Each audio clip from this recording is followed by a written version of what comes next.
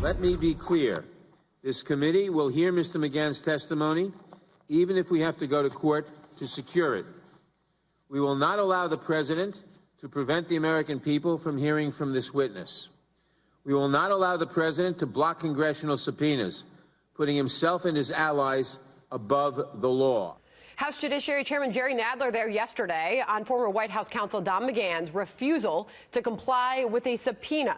And right now, Speaker Pelosi is meeting behind closed doors with Democrats as the impeachment push continues on Capitol Hill. Joining us now, Congressman Jim Jordan, ranking member of the House Oversight Committee. Good morning to you, Congressman. So what can you tell us about your Democratic colleagues in the House and their willingness to proceed with impeachment proceedings? Sandra, I think they've already started. They just won't formally declare it. There are secret memorandums of understanding, secret MOUs between the various chairmen on how they will coordinate their attack on the president. I mean, they're basically contracts. You're going to do this, we're going to do this, we're going to share certain information, a coordinated effort to take down the president. So I think they've already started. They just won't formally declare it. I think at some point they will probably do it. The American people know it's not justified. The American people know it's not going to succeed. But I don't think the Democrats can help themselves. Remember, after all, on the very first day of Congress, they introduced articles of impeachment. Congressman Blumenauer did. So I think they've been determined to get here. I think they've already started. They just haven't formally stated that that's what they're up to. You echo a sentiment from the president this morning in this tweet saying Democrats are on a fishing expedition. Doug Collins in that hearing room yesterday saying that Democrats are trying desperately to make something out of nothing. Is there anything that Republicans could do here to appease Democrats and their ongoing requests for more witnesses, more hearings, more subpoena requests, and more documents pertaining to the Russia probe? Is there anything Republicans could do? No, because they're ridiculous. You got the Ways and Means chairman saying, I need a private citizen's tax returns. I'm demanding that I see the president's tax returns. You got the Oversight Committee chairman say, I want 8 years of the president's business records. You got Maxine Waters in the Financial Services saying, I want 10 years of his banking records. Before he was even a candidate. So this is the Democrats. So much focus on taking down the president, not any type of focus on doing what's best for the country. I think this is where they're going to go. So I don't know what we could do to satisfy that. They're bound and determined to do things that we've never seen before. Meanwhile, Congressman, you mentioned the president's tax returns happening just a few moments ago in a hearing room for House Financial Services. Steve Mnuchin, the Treasury Secretary, was asked about the president's tax returns, and he had this response. This is the headline. I've had no conversations ever with the president or anyone in the White House about delivering the president's tax returns to Congress. You know what he's hiding. I mean, he doesn't want anybody to see him, certainly not Congress. I don't think he's hiding anything, but okay, no. So you don't know. Correct. I don't know anything about his tax returns. All right, so.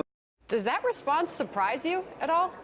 Well, no, because I don't think the president is hiding anything, and I don't think a private American citizen should, or any American citizen should have to turn over their tax returns because the government wants it. I would just encourage your viewers to go read a letter that Emmett Flood, I talked about this a few weeks ago, that Emmett Flood sent to the Attorney General. And in his letter, he says this: if the government can, if unelected people in the government can do this, talking more about the Mueller report and people in the intelligence community, if they can do this to a president of the United States, imagine what they can do to any one of us.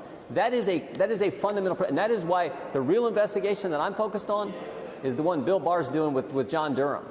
Remember what Bill Barr said just a few weeks ago, Sandra. He said there was a failure of leadership at the upper echelon of the FBI. He said spying took place. He said, third, there's a basis for his concern about that spying. And then he used two terms that should scare every American. He talked about unauthorized surveillance and potentially political surveillance that took place when they started, the top people at the FBI started this Trump-Russia investigation, and Bill Barr is bound and determined to get to the bottom of this and find out exactly what happened. That's the investigation I think matters the most. Really makes you wonder what that conversation in the White House is going to be like. Just a short time from now, in the 11 o'clock hour, the president will be sitting down. Cameras are expected to be off at this point with Nancy Pelosi and Chuck Schumer, Congressman. Yeah, I mean, who knows? What I do know, and to this investigation that Bill Barr is doing, Sandra, what I think is interesting is how all these folks who were involved in that are now yelling at each other. Remember, just a couple of days when Brennan said, oh, Jim Comey wanted the dossier as part of the intelligence assessment. Mr. Comey said, no, Brennan did. Then we just found out the other day that Loretta Lynch says, no, I didn't tell Jim Comey to call the Clinton investigation and matter. And Jim Comey says, yes, you did. They're all pointing at each other. And I think this is because of the fact that Bill Barr has announced he's doing this investigation, and he's going to find out exactly what happened. I want to circle back to what is happening right now, and that is Democrats are meeting behind closed doors. Nancy Pelosi is facing a lot of pressure, growing pressure from her fellow Democrats to begin impeachment proceedings. She answered a question yesterday about her party and where things stand. She says we're not divided. Could that be the case? It could have fooled me. It seems to me, as I said before, I think they're going to do it. Never forget, Tom Steyer spent like $70 million electing Democrats for the sole purpose of getting here and voting to impeach the President of the United States. It's not warranted. The American people don't want it.